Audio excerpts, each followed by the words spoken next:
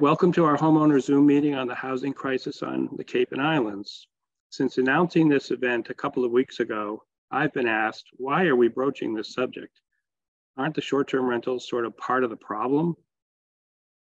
We pondered that, but we think that if we're part of the problem, then we should be responsible for trying to be part of the solution as well. We're here tonight to answer those kind of tough and uncomfortable questions, but we also might ask, if we stick our heads in the sand, what might result? So let me share my screen.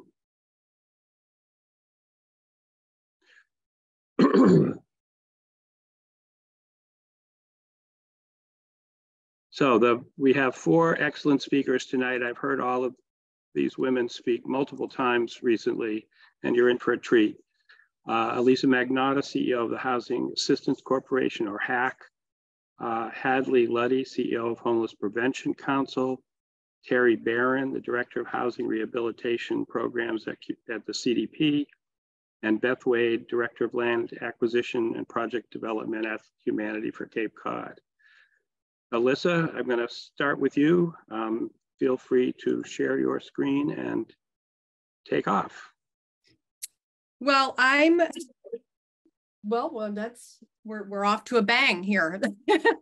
I'm going to try and set the context and the stage for our conversation. And Jeff, we can just go to like group view. I don't have slides because I wanted to just speak to the group about what we're seeing and what's happening, and then potentially have a conversation, because I think that's where the richness happens, is in the conversation as you said, get into questions at the end. But I think it's very bold and brave of you to host this conversation, because we are, kind of odd bedfellows, so to speak, coming together on this. And it impacts all of us. It impacts our year-rounders, it impacts our seasonal homeowners, and impacts our short-term, our visitors. The fact that we don't have enough housing for our workforce, enough housing that our municipal employees and leaders can afford, and really anybody trying to live on Cape Cod year round. And it's not just because of short-term rentals or seasonal homeowners, that's for sure. This has been well over 25 years in the making.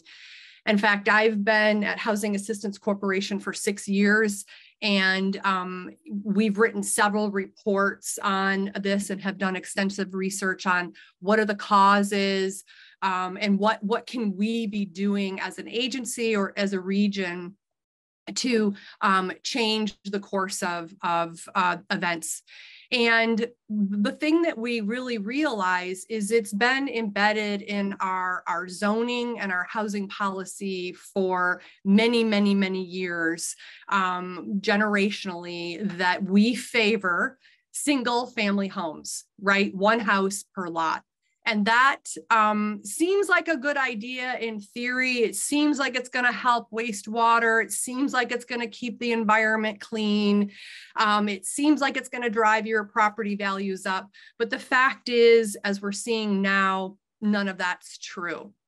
Right? We're living in a time where we're forced to build sewers because we don't have clean water. We're having to take dramatic action on climate change because we have to decrease our carbon footprint. We know that sprawl, single family homes, creates more carbon when you commute and have to drive. So we know these kind of notions that we've lived with, thinking single family homes are good for us, is really working against us.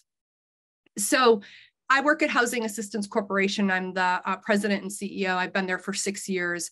Our agency is almost 50 years old, and we do programming, everything from homelessness, literally going to encampments and working with individuals who are living outside, connecting them with services.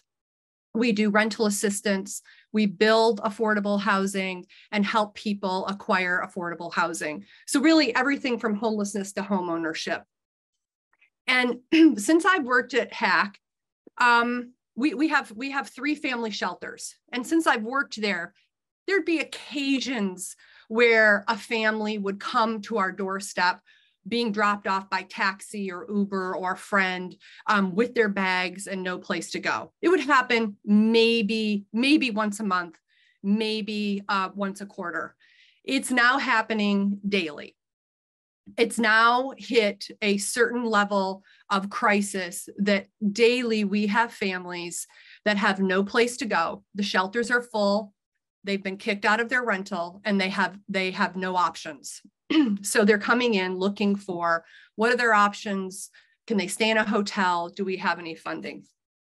And this is a direct result of not having enough of the right kind of housing that they can afford, right? We're looking for affordable, attainable, year-round housing that the families who live here and with the wages they make here can afford.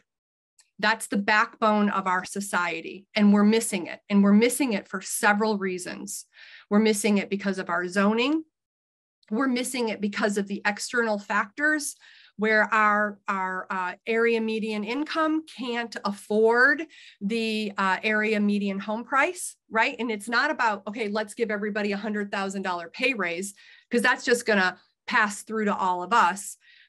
So that's not possible for businesses to do. It's really looking at how can we have that and in the equation of making sure we're adding the right kind of inventory so that our seasonal homeowners, our visitors, and all of us who live here ensure that we have the community and the economy that people can participate in. And so my job is to try to give the context of a very complex, very complicated situation. And it is not an easy thing to do, because you could pick up any one of these threads, and any one of us on here, the housing people, could talk for a long time about the issues. But the bottom line that I want to try to convey here is, in order for you to have a viable second home, and in order for you to have a place that your visitors want to keep coming back to, right, we have to have a workforce that's there for them to be able to service your tenants or your clients, as you may call them. And if you look at Nantucket and you look at Martha's Vineyard and we look at P-Town, we see the canary in the coal mine. Right? We see that there is no shortage. There seems to be no shortage of wealthy individuals who want to buy homes on Cape Cod. And there is a healthy appetite for that, which is going to keep driving up the costs of our real estate and keep driving up then the costs of our labor, cost of our wages, and cost of our services. And so if we can shift our perspective and become united and become allies in this fight and start talking about ways that we can add that year-round inventory, then we're helping each other. We're helping the year-round community that can service, be the service industry employees. And we're really maintaining a low tax rate, because you're not going to have to pay higher wages for municipal employees and municipal leaders. Right now, 50% of our workforce drives onto Cape Cod. 6 years ago, when we did our report called The High Cost of Doing Nothing, it was 25%. We have exponentially grown because of the high demand of being able to Zoom from work and being in such a desirable area. We have increased not only the cost of housing, but the cost on our environment and the cost on our roads by pushing people off Cape to live, so that's they're commuting on. And that's not sustainable, right? I mean, at some point, people are going to make choices that gas is too much money and there are jobs closer to home, and they're going to stop coming, which means we're going to have to pay even more to get them to come on Cape and work at agencies like mine. And it's going to become it is a cycle that is not is not going to be fulfilled, much like we're seeing in these other areas, Nantucket, Martha's Vineyard, and P-Town.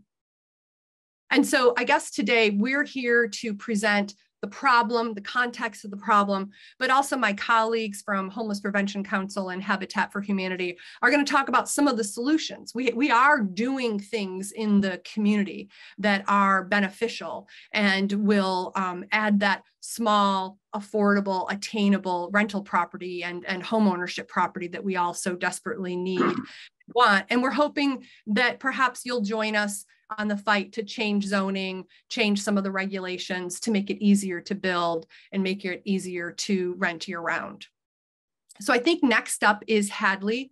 Hadley, are you on camera? I don't see you. There you are. Hi. She's at the Y with her, she's doing mom duty in between all of this. So right. She's going to jump in and talk about, she's the CEO of Homeless Prevention Council, and she's going to talk about a program that she and CDP launched.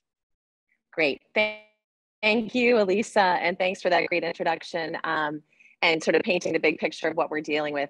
And as you all are hearing, it's a very sobering situation, but I will say, just to put a positive spin here on the fact that, thank you to Jeff and to everybody, We Need a Vacation, and to all of you for being part of this tonight. I think what's so encouraging, I'm sure Elisa and Terry and Jay and all my other colleagues would agree upon, is that we're seeing more and more businesses like you all participate and be part of the conversation and ask the tough questions, have the tough conversations, and really start to think about how we can, as a community, really collectively really solve this problem, which we really have to do. And we've got to do it now because we're already well behind the 8 ball here. So Terry, do you want to start sharing screens? Terry's my partner here, helping me tonight. If I think we've got a screen share capability.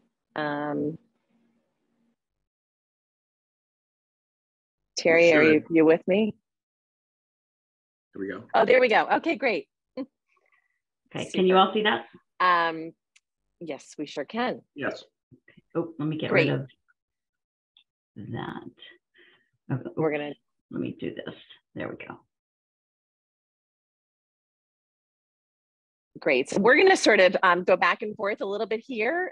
Terry and I. Terry, do you want to talk about the CDP, and then I'll back into what we do at HPC, and we'll talk about the program that we put together?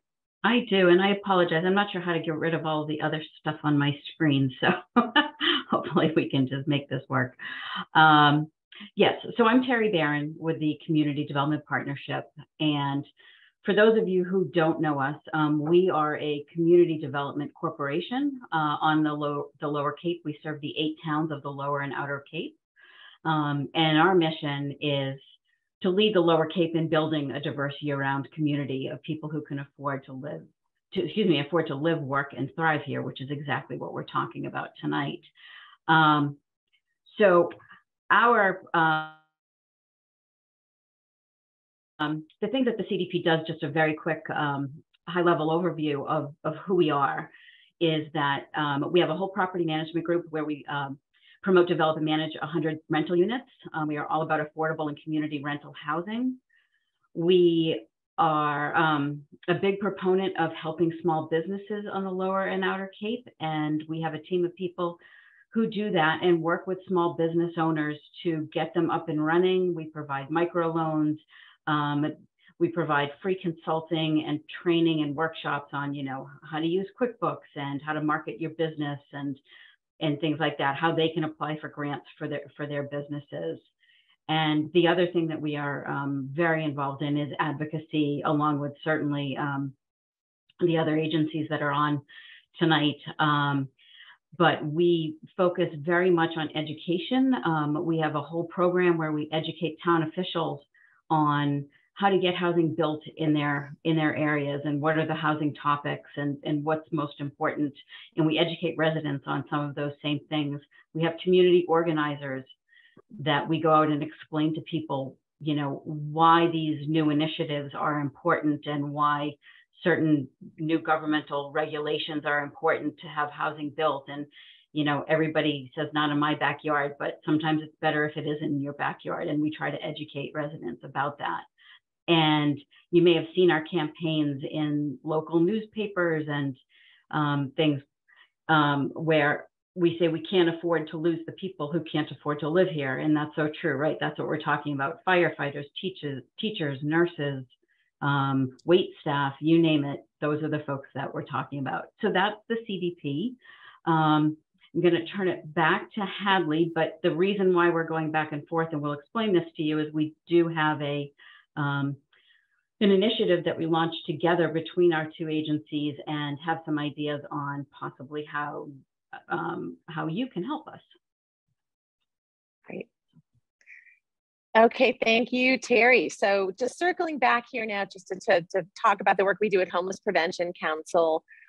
Like the CDP, we serve the primary region of the Lower and Outer Cape. So that is from Harwich to Provincetown. Those 8 towns, we do provide some additional services in other communities, but our primary footprint is the Lower and Outer Cape. And we provide personalized case management solutions to improve the lives of our neighbors in need. Terry, can you go to the next slide, please? So to tell you a little bit about who we serve, again, primary area is the Lower and Outer Cape. We served 2,700 people in 2021. And I always really emphasize that number because that was 67% more than we served in 2019. So that really gives you a sense of the scope of the increase in numbers that we've served and the number of people in need that we're seeing on a general basis. In terms of actual homeless people, we served about 46 households. These were families, singles, elderly people, and young adults. But the vast majority of the people that we see are locally employed people, and we're seeing many more moderate income than ever seen before. And Elisa gave you some good examples of people, being dropped off at an office where there's no shelter and there's no place for them to go. And oftentimes what we're seeing at HPC, and I'm sure HAC is seeing the same, is that there's a lot of folks who we call the hidden homeless or missing middle. And this group is generally over income for most services, but one paycheck away from a disaster. So there's no room for car breakdowns, rising costs, or other unexpected emergencies. Terry, next slide, please.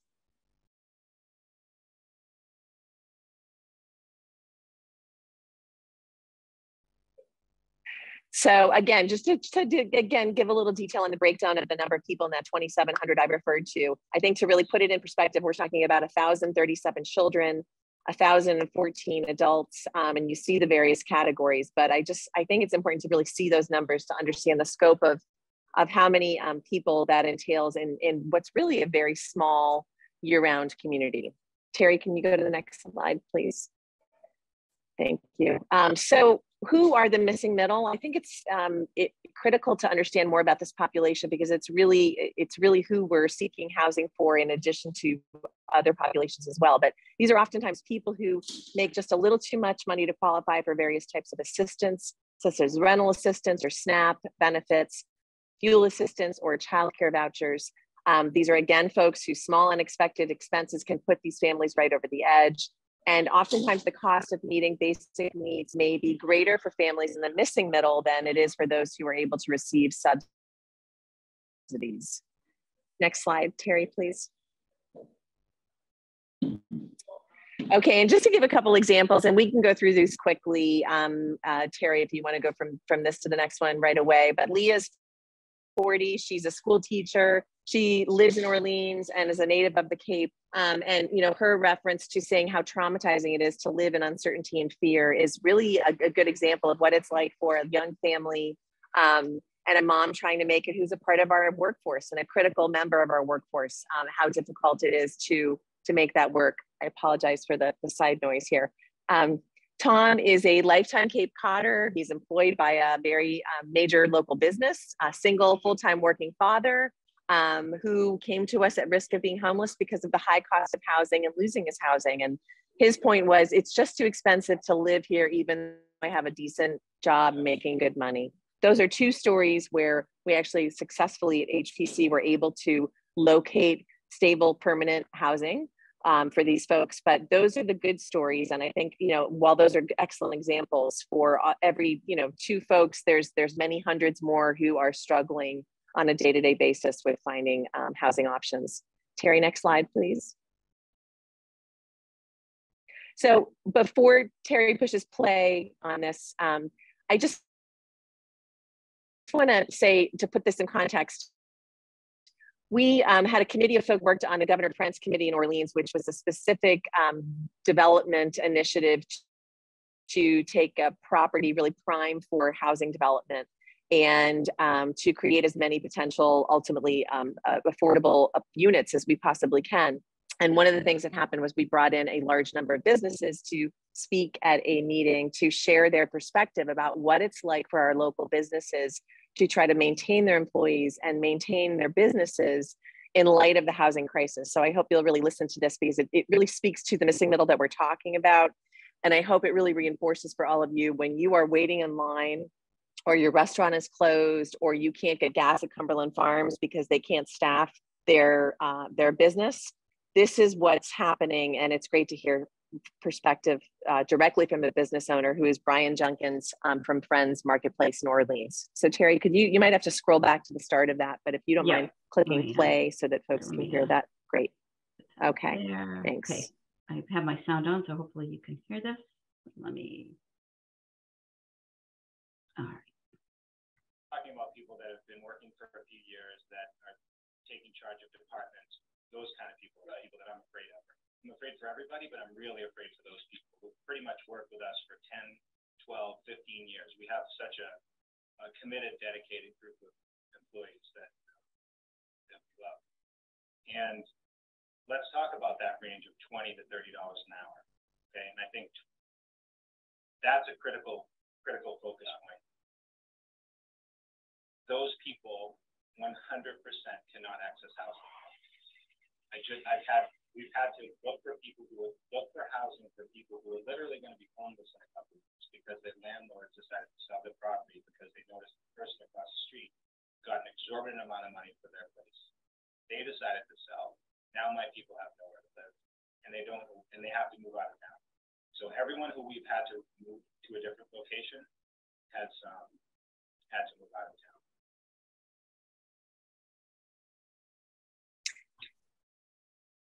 Terry, can you go on to the next, please?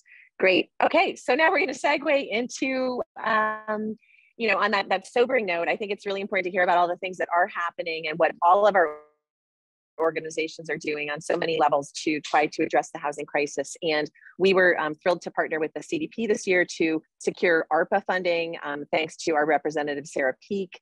And we have collectively worked together to develop the Lower Cape Housing and AD Resource Center. So Terry, I think I'm passing it on to you to give some background and take it from there. All right. We'll go back and forth a bit. Okay. Sounds good. So yes, so we launched the Lower Cape Housing and ADU Resource Center in April, and we basically have 3 buckets of services, and we'll talk about all of them tonight.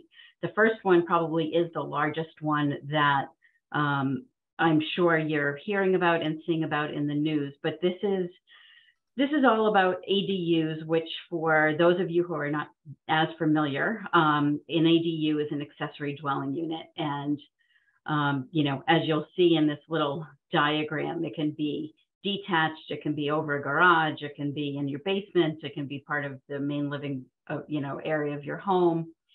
And one of the things that we are trying to do is encourage homeowners who are able to do it is to build an accessory dwelling unit. Why? Because ADUs typically need to be rented on a year-round basis, and that's the housing that we were trying to provide for people so they can live here.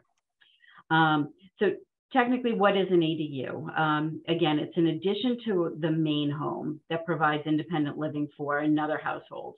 And it's accessory because it's not a second home, it's just an accessory to the primary residence. And so it is on your existing property, but again, it can be part of your home, or it can be a separate dwelling on the same lot. you all know, in-law suites, granny flats, basement apartments, things like that. So again, we are looking at things like finishing out an attic space, finishing out a basement space, putting a cottage on a lot, things like that. An ADU cannot be bought or sold separately from the primary home, and the owner of the primary home is always the owner of the ADU. So why should people consider building an ADU? And what we found, and what you'll read if you're reading any articles about ADUs these days, and they're in the paper quite a lot, is that obviously it increases the supply of year-round housing. And I'll show you a matrix in a little bit of what town regulations look like. But most towns, at least on the lower Cape, but really across the entire Cape, most towns require an ADU, if it's being permitted, to have a 12-month lease. And so that helps the year-round housing market. Obviously, it helps people generate income. And for a lot of seniors who live here, extra income, especially as their taxes are going up at crazy rates, extra income is a good thing. ADUs can be permitted and built faster than a new home or a multi-unit building. So, what we do, and I know what HAC does, is, we do try to work with towns to promote building new residences and new units. But if you're going to build a 40-unit building, that's going to take multiple years, where someone could potentially build an ADU in less than a year. So this is more of a short-term solution. It's by no means the only solution, but it does help. It can be built within existing wastewater limitations and, without necessarily clearing your whole lot. It optimizes the use of your home, and it blends right in with your neighborhood. And it obviously creates flexibility with the homeowner's needs as well. And so I'll talk a little bit about the services that we're providing, and I know HAC is providing similar services. But a lot of folks who are calling us with interest of building ADUs are people that say, maybe they're seniors that say, you know what, I've been in my home a long time. I would like to give my home or sell my home to my children, and I live in the ADU. Or the other way around, my children grew up here, they really want to work here, but they have no place to live. And so it's keeping families together, and it's providing housing for whomever might need it. So the ADU services that we are offering is, basically we call it technical assistance. But if someone is interested in building an ADU, they call us, and we actually have a program manager who is focused on solely this. And she will first off do a feasibility study. She will help you figure out, do you have the zoning? Are you set back enough from wetlands? Do you have the square footage that your town requires? So she will help do a feasibility study before you ever go down the road of looking for financing or looking for a contractor or things like that. She'll help you understand your zoning bylaws. She'll put you in touch with the right people so you can understand what septic capacity you have. And if you want to add an ADU, what septic capacity do you need? We'll help you understand whether you can build an ADU by right, meaning it's just a regular building permit, or do you need a special permit for this? And then we also have referrals for contractors, architects, lenders, all of that. So what we're hoping to do is take some of the fear and hesitancy out of the process of building an ADU, because we feel that prevents a lot of people from going down this road. They don't know where to start, and they don't know how to get there, but it's something that they think they might like to do for a variety of reasons. So this is just a very quick and dirty matrix. I'm not going to go through it. You can go to our website. And again, these are the 8 towns of the Upper and Lower Cape. You can find regulations for your own towns as well if you don't live in one of those towns. But every town has its own regulations. So again, is it by right? What's the maximum size of the ADU? because oftentimes it can't be any more than 40 or 50% of the primary dwelling. The maximum number of bedrooms, the minimum rental lease that you must have. What about parking? Does it have to be off-street parking? Does the home need to be owner occupied? Sometimes it does, but oftentimes it doesn't. And being a second homeowner doesn't necessarily prevent you from building an ADU. And that also, leads to possibly you having someone on the property, keeping an eye on that property while you're not there all the time. And again, are there lot size requirements? I'm going to turn this back over to Hadley to talk about the other two services that HPC is offering through the ADU center. Excuse me, the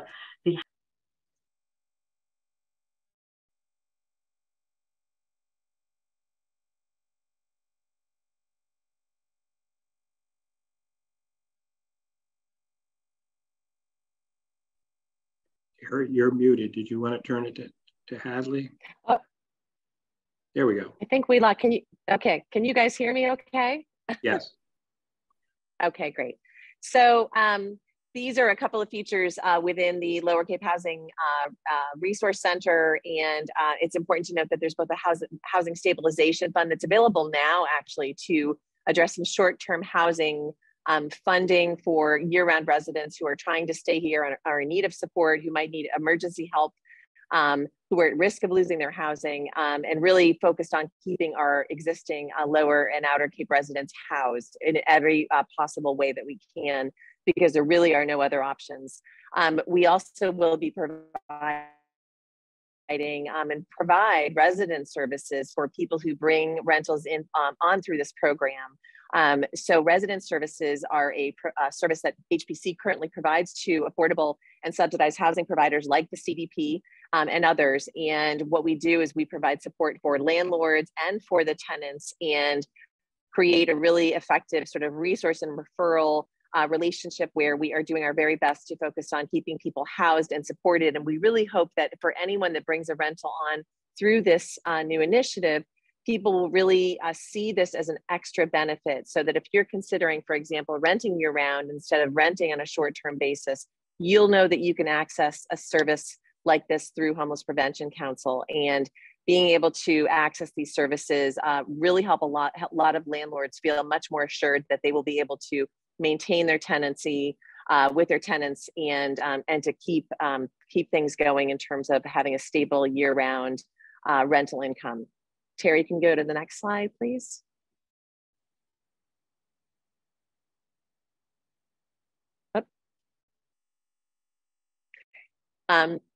So the other piece here as well is that we are going to be offering landlord education and resources through this website and through this initiative.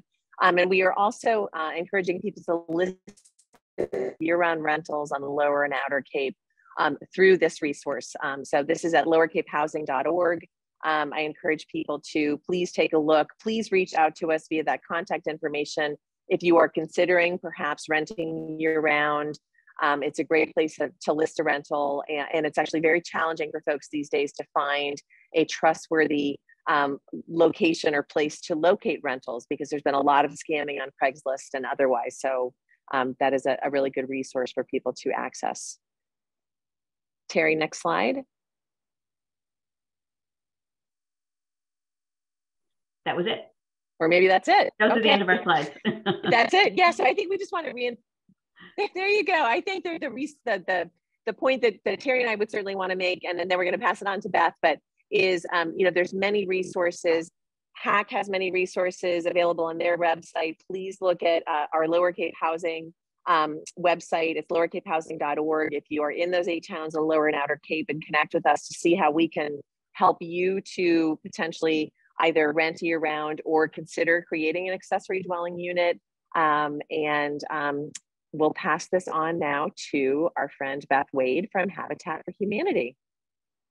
Before we get to Beth, she just texted me that she's having some internet issues. So while she's working on that, can you and Terry put in the chat website addresses, phone numbers, contact information for the services you're talking about, or where to go to get them? Are they just on the HPC site? Just something to help those. Sure. Okay. Okay. Beth, fingers, Great. Thank you very much. That was really helpful. I know I've heard this before and I learned a lot just because it didn't sink in the first time. So really good. And it does sound like a good opportunity for homeowners if you either think you have land space on your property or part of your home that you could turn over. We've had comments about shared housing, taking someone in as just to live with you. That's an interesting thought. So there are lots of things coming up as ideas. Beth, how you doing? Can you hear me? Yes. Okay, that's good. Let me just see if I can get to the point of sharing. I told Jeff I stayed at the office and so this wouldn't happen. So this is an example of best laid plans, but I think I can make this happen. Ooh, look at that. Are you seeing my slides? Okay. All right. Now let's see.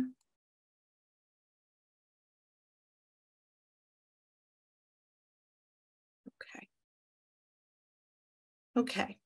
I think that's the best I'm going to do here. So thank you for being patient, and thank you to my other colleagues who are here this evening. It's been a very good presentation thus far, so I hope I can continue it.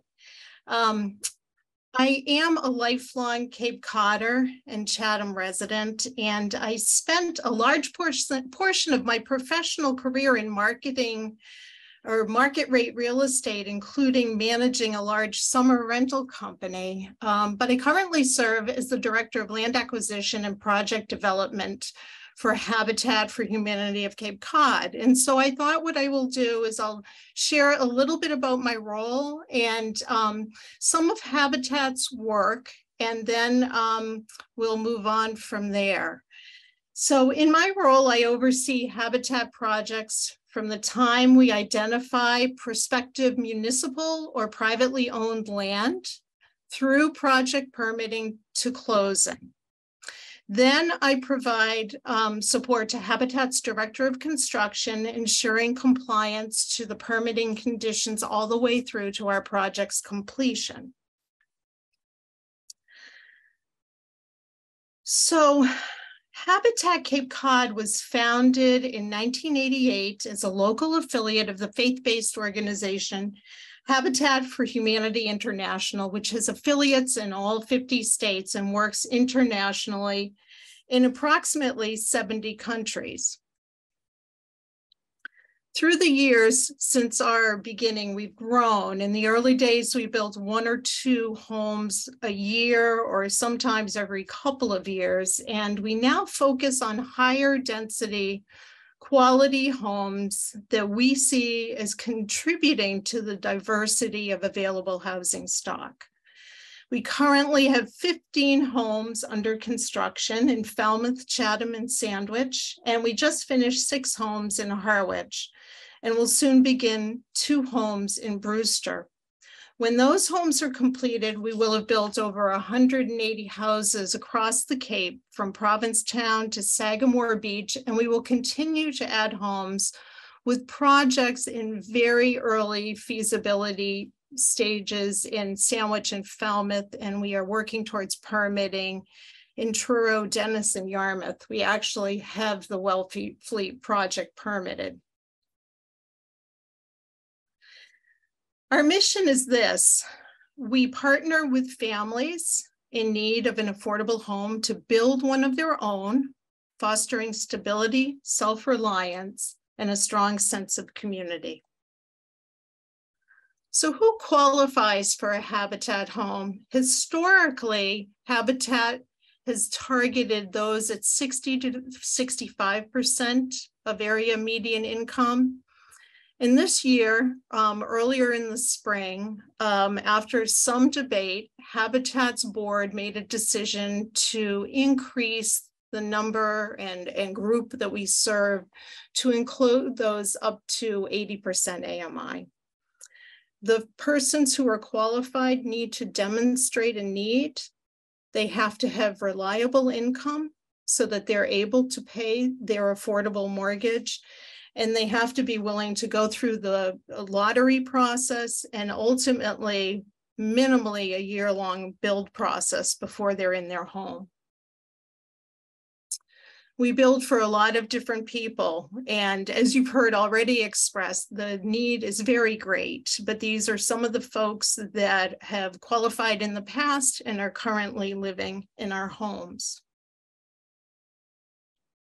So these are what we have as Habitat Foundations, and I'm not going to go into a lot of detail for the sake of time, but I'm very happy to answer questions later or at another time, anytime really. But I do want to point out that our families provide sweat equity, and that's 250 hours per adult in the household, up to 500 hours. And they do this in lieu of a down payment. And then following that, they purchase their homes at an affordable price. And as you can see, our 2022 home prices are extremely affordable.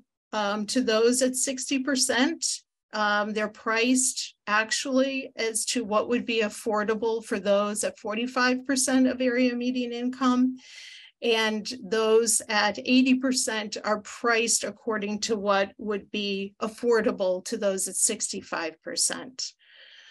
They're affordable in perpetuity and protected with a DHCD, which is the Department of Housing and Community Development Regulatory Agreement. I want to talk a tiny bit about our funding matrix. Like other affordable housing projects, our end buyer cost is based on the affordability for those at the area median incomes that are targeted and not on the actual cost of construction. However, we strongly believe our donors and funders are making an excellent community investment by subsidizing our projects.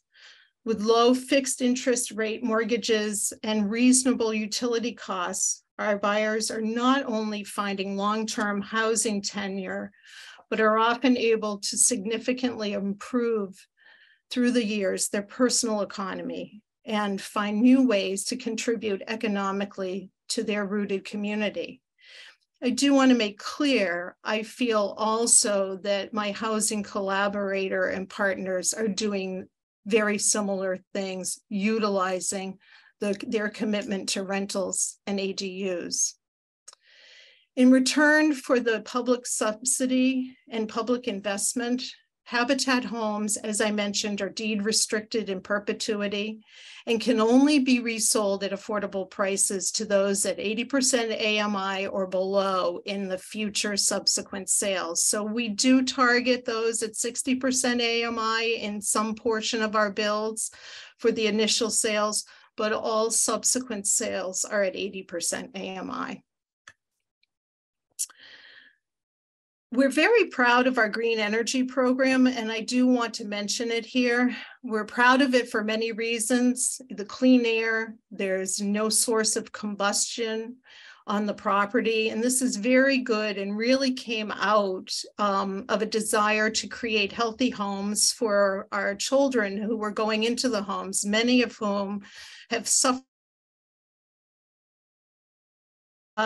It's also, as we believe, good for the earth and good for our owner utility bills. So what we say is we build net zero possible homes. One of our colleagues, who is the executive director at Pioneer Valleys Habitat, Megan McDonough, I think says it really well. The one variable, we can control the kind of windows we're using, the solar panels, the number of panels, the amount of insulation rather, but one variable we can't control is the consumer, although we do provide education around energy consumption and use.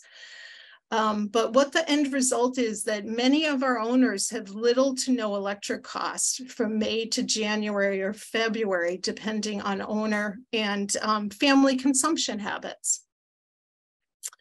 Our diligence in this area was rewarded in May 2022 when we were recognized by the National HERS Raters Organization, ResNet, for having the lowest HERS rating of any habitat home in the country. And you may know the HERS rating is kind of like miles per gallon for cars. And so the lower your rating, in theory, the better or the less your consumption of energy. And here's a photo of one of our homes. This actually isn't the home that had the lowest rating, but it was pretty close. It was a -8 HERS rating, and this is in Truro. I do want to share one thing about demand, as there is significant demand for our homes. Typically, we have 10 or more applicants for every home that we are offering. As an example, we recently had 103 applicants for a 9-home lottery. And for the one home we built on Quonset Road in Orleans, we had 22 applicants. Now, not all of those applicants qualify. However, there is a rigorous, because there's a rigorous application process, but still between 30 to 50% of the applicants do make it through and qualify. For those who don't qualify, we provide constructive input to their application, hoping to help them qualify for a future habitat lottery. Many of our habitat owners have actually applied repeatedly before qualifying and purchasing a home. So shifting a wee bit, Elisa, as always, did a really good job of framing the scope of the issues that are facing year-round Cape Codders and the issues too, I think, facing the developers of affordable housing we've touched on in one way or another. Special thanks too are due to Hadley and Terry for offering those excellent insights into their organization's collaboration and the good work they're doing, particularly in this, the support of developing ADUs. Tonight, I think for me, and maybe for all of us, it's a reminder that this issue impacts all of us. We share, I think, a common love for the Cape.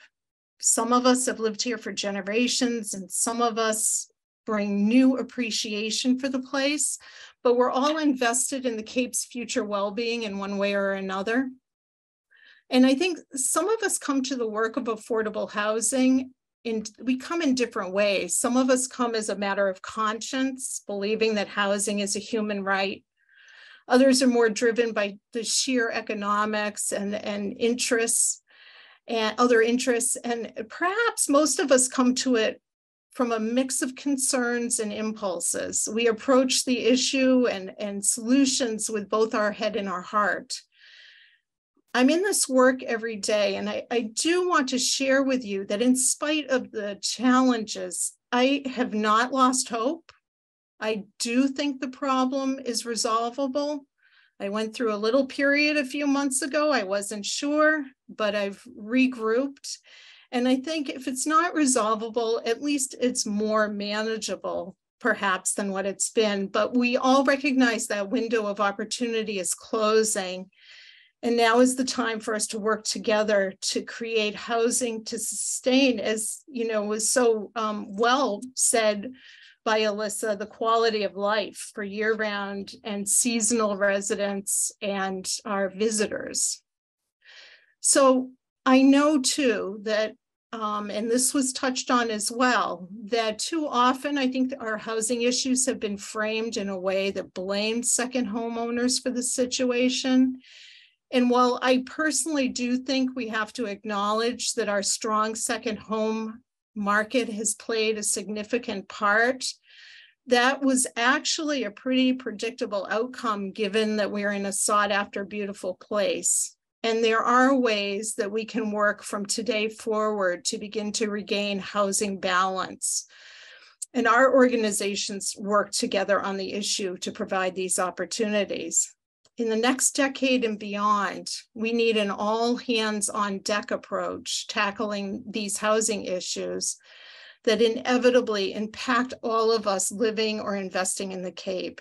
There's a need for extra measures, I think, of creativity, imagination, political force, both on the Cape and at the state level, and new revenues to fund increasingly costly housing projects and bring relief to this issue. I mean, frankly, we need you.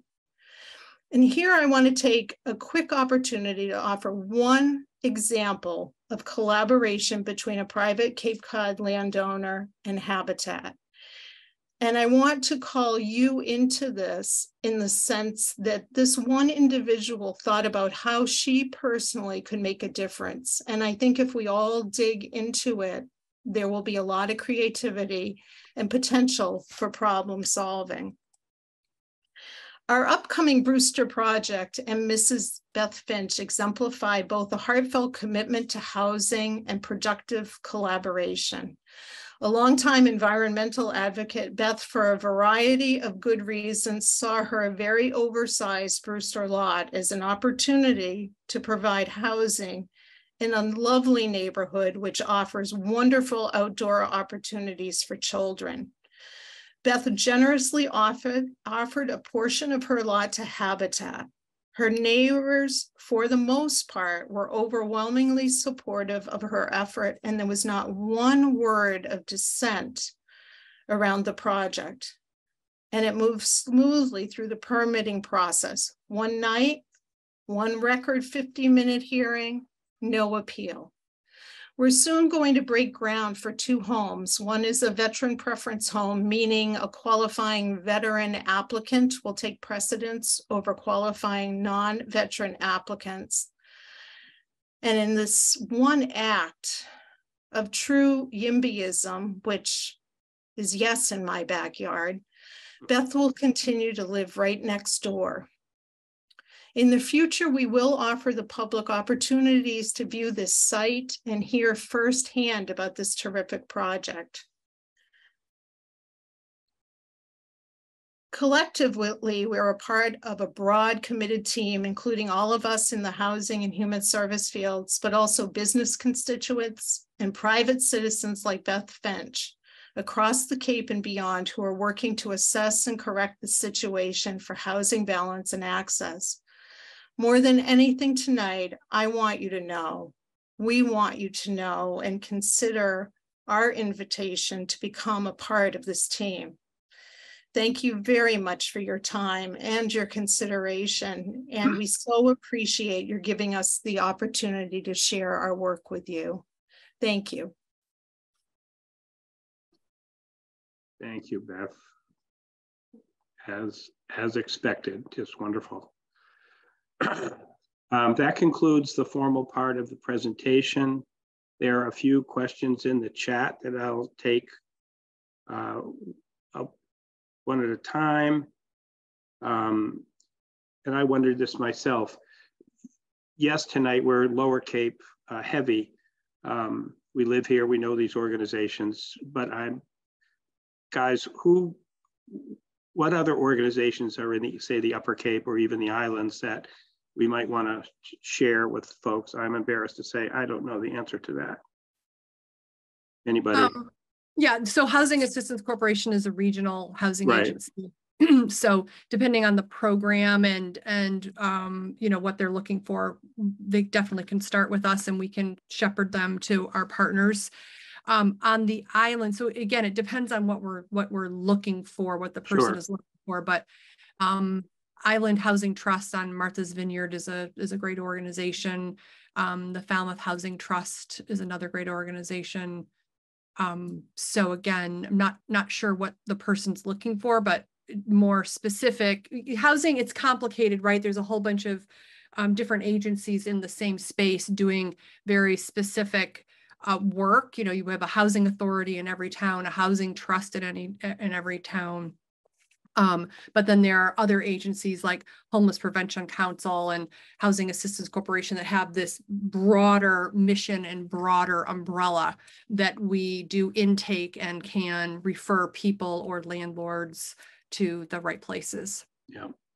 One of the most common questions, I won't ask specifically ones, but we also got, when we did the registration process for this, our owners were able to put in comments.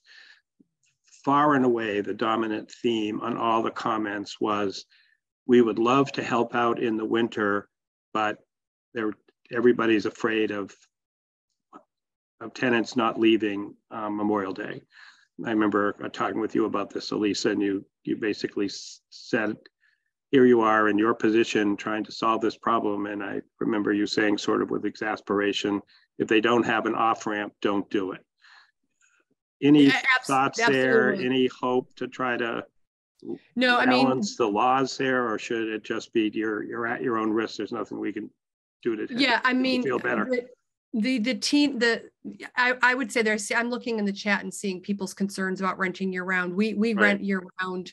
I don't know, we have 300 units. We have 300 tenants. We rent year round. I understand the complications and the frustration. What we have found is that having a very good lease that's executable and written by specifically an attorney who works in the housing courts is number one recommendation. Number two is vetting tenants. I can't stress that enough. Handshake deal, friend said, trust the person, you really credit checks, background checks. I mean, it's a legal agreement, and you really have to take that piece of that, the ramp up of that, very seriously. And for the most part, it's not very often that we have to do an eviction or have any problems. I can tell you, when I first started, I inherited a whole bunch of tenants that were problems. But once I started working with an attorney and really being very clear on what the rules were with the tenants, we were able to shift that kind of culture around. But I do understand it's really scary and really expensive.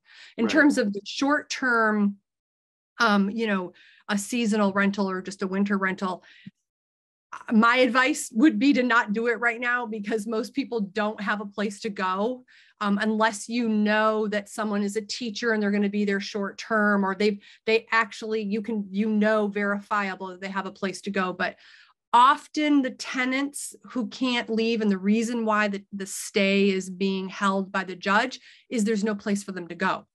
So it's not that the tenant necessarily is trying to be a jerk. They legitimately have no place to go.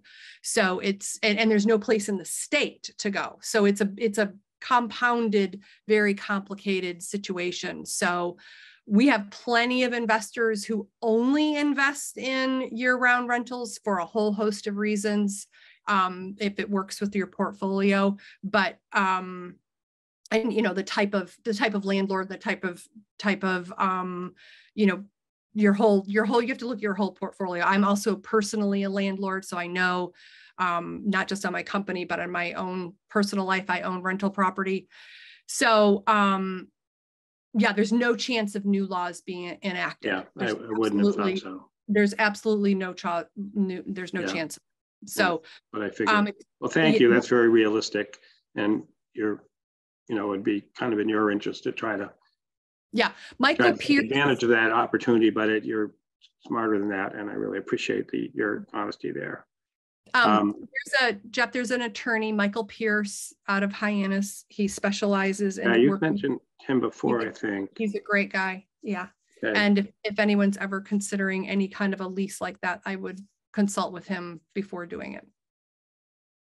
Can I just jump in really quickly around one piece, just to add to what Elise is saying, all of which are excellent points, that I think oftentimes people are under the impression that we're dealing with primarily people who are working seasonally, who are looking for year-round rentals. And what we're finding more often than not, and you heard this in the presentation when you heard the owner of Friends Marketplace speak, is that these really are, for the most part, year-round employed people, oftentimes manager level folks that are looking for year-round housing. So I think people would be surprised to do more research to see who's out there looking for rentals, and the fact that You know, these are folks that are very likely to be excellent, reliable tenants. And once you've done the vetting, which I strongly agree with Elisa on all of those fronts, there's some terrific potential year-round tenants out there waiting for housing. So I think that's just another sort of misnomer about our seasonal communities.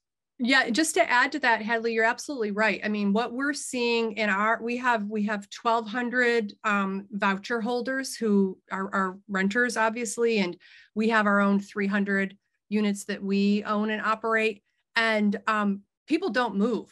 They don't want to be displaced. They know they don't have an option, and so they're long-term tenants. So in terms of an investor mindset, you're really locking in a passive income flow as long as it works with, you know, what you got the property for and what the margin is you're looking for. So it, as Hadley said, it can be a very safe investment with the vetting and the leasing. Can I make a comment that, having tried to go to a lot of these meetings, that sort of my bottom line is zoning, and you hit that sort of in your first sentence. I mean, we can convert short-term rentals to long-term rentals. I think the ADU is a big piece, Habitat's a good piece, but we need thousands of homes. Habitat can't build thousands. We're not going to build thousands of ADUs, I don't think. Seems a little unrealistic, but we can zone for thousands of homes. But it's going to take local action in each town to change not only the laws, but really the mindset behind this focus on single family homes and single family zoning. And I think if we're looking for a way to help in your local town, that would be probably as big a thing as you could do. It's a long game, because it's the whole, we don't do it that way here in this town type thing. I think you guys jump in if you comment on it. No, I mean, zoning is allowing multifamily zoning in districts and places that make sense, where there's sewer, village center, or other resources. You know, say a little bit about what you did with APCC and yes. just that density of housing. It really made great sense. Yeah, so there's a website, Grow Smart Cape Cod. We partnered with the Regional Environmental Agency Association to Preserve Cape Cod. And we together determined where are good places to build based on environmental and clean water, and where are bad places that would be harmful for any kind of construction to happen to the environment or clean water. And so the places where we have identified already that would be good for density, those are places that we as a group, and in the towns where you own property, recognizing that you can't vote at town meeting, but you can still very much advocate for that kind of housing and be involved in making sure that it's in the right districts, that it's in the areas where, like I said, there are sewers or village centers. But I know Jay has his hand up, but there's one other thing here that I want to say that is in your self-interest and also in our interest, and that is starting to track and advocating for the tracking of rentals in towns, whether it's year-round or short-term. We're starting to see a lot of pressure to limit short-term rentals and to start limiting the number and limiting the location. And we're not necessarily for that limiting right now, because we really need to understand what the economic impact would be in our region to lose all of a sudden that commercial and the impact would be on our economy. But in your interest would be to require or to request that the towns understand their full housing inventory and how it's used, so you can then start moving into conversations of, are short-term rentals really impacting the housing inventory, or how is it impacting the housing inventory? Yeah, their pockets, Nantucket's the best example of really strident attempts to severely limit short-term rentals. It would devastate the Nantucket economy, but some billionaire over there doesn't seem to care. So, I mean, we have to keep our Absolutely. And I'm Keep our seeing eye on on the this. governor's, yeah, the work I'm doing on the governor's council is that number one thing that's coming up in the committee is limit short-term rentals across the state. So it's not going to go away. And so again, trying to work together on the and side of the equation of how do we make sure that it's a viable for our economy, but how do we make sure that we have the right kind of housing for the people who need to live here? So we're not at war with each other. Yep. Thank you. Jay? Jeff, thanks so much. I'm Jay Coburn, the Chief Executive Officer of the Community Development Partnership, and I really want to thank my colleague Terry and all of our partners for a really great job tonight. I think the other really important thing for owners of short-term rentals to be aware of is that your guests are generating significant tax revenue for all of our towns through the local option on the short-term rental tax or the lodging tax that your guests pay. And several communities in the lower, particularly on the lower and outer Cape, have designated a significant portion of those resources to go into their housing trusts to be used to solve the housing challenges. But there are many communities that are basically just using those funds or just going into the general fund and being used for general municipal purposes. And since part of the challenge is our housing market, and that short-term rentals do tie up what used to be rental housing, I think that you have a powerful voice as owners to insist in your communities that the resources that your guests are generating should be being used to help solve this program, and towns should be putting those funds in their housing trusts so that they can partner with developers and build the kind of innovative, energy efficient, and beautiful housing that we need in our community. Thank you. There are a couple questions in the chat on ADUs. Hadley and Terry, have you spotted those? Could you take a crack? Sure. Yeah. Let's see. Let me see. Where was the first one here? Let me help you out. I think the first one was, will the rental requirements be passed on to a future owner if they sell? And I believe that that's all built into the bylaws, where there's certain reporting that towns will ask the homeowner to do to prove that you are in fact renting year round and things like that. That only goes for a certain amount of time. I don't believe it's in perpetuity. So it would depend on where you're located. So, and Elisa, if you have anything to add to that. Town by town thing, of course. Yeah, probably. It's not a state regulation. Yeah. I'm sorry, what was the question? The question is, if a homeowner with an ADU sells, is the new owner subject to those same ADU regulations? And it would depend on the town for the amount of time that they would be. Yeah, it follows. It's part of the deed. It follows. Yeah, but for a certain amount of time. Yeah. And let's see, the other.